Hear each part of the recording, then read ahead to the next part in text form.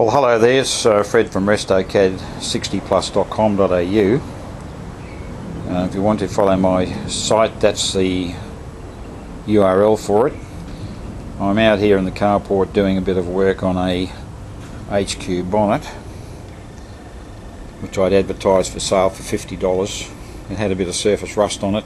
It looked pretty bad, but people looked at it and decided, oh no, it's terrible, I won't be able to do anything with that. So I decided to strip it myself and clean it up. So it's got a bit of minor damage in there. This is a little bit of it here.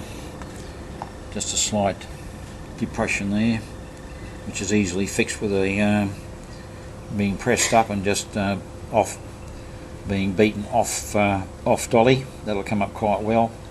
The rest of it, as you can see, the corners are in good shape.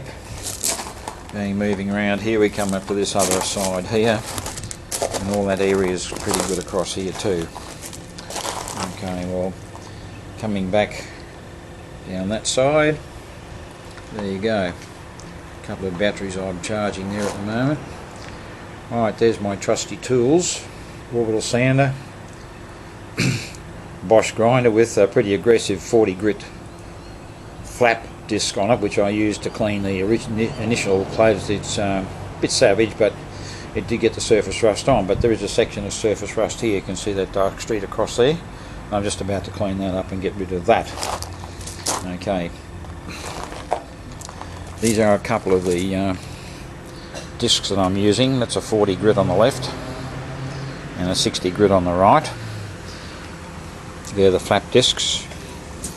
I'll show you here. That's a flap disc at the present time. It's pretty sudden stuff. I mean, there are better ones than that, and I'd much rather be using a bigger grinder than using that one, but it's the best I have. These are some of the lesser grade ones. Earmuffs, of course, that you need for any of that sort of thing. That's the good old start you bastard for cars that don't want to start, and we call them bastards when they won't do that. So this is one of a number of short videos that I'll be putting up. I'll be working my way around the fleet and giving some demonstrations about exactly what it is with them that I do. Okay, now this here machine is a 40-year-old peerless welder made in Brisbane. Very powerful. It goes to about 200 amps. I bought it for $60 off eBay. The only reason it's cheap is that chap wanted to get rid of it. I'll just check all the leads over. There's a very long leads there. I think there'll be a pretty fair body voltage drop on those, so they may get changed, and I'll clean the whole thing up and give it a good paint. That's not one of the many things I do around here. The other thing I do, of course, is I restore the batteries. I find that I can use alum and bicarb.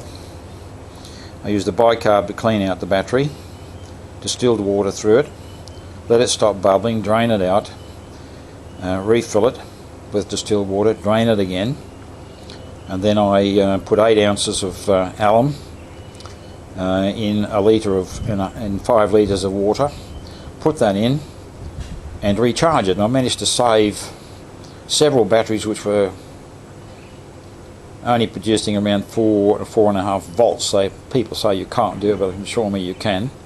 It's one of them is currently starting my AU Falcon over there, which it wasn't supposed to do, and it's only a 400 cca. It kicks in harder than the 600, so there must be something in that. Anyway, I found that it only works with batteries like these here and that one there, which can be drained.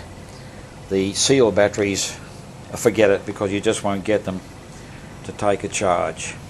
What's the story on this particular instance at the present time? That's my Lincoln. I'll be doing some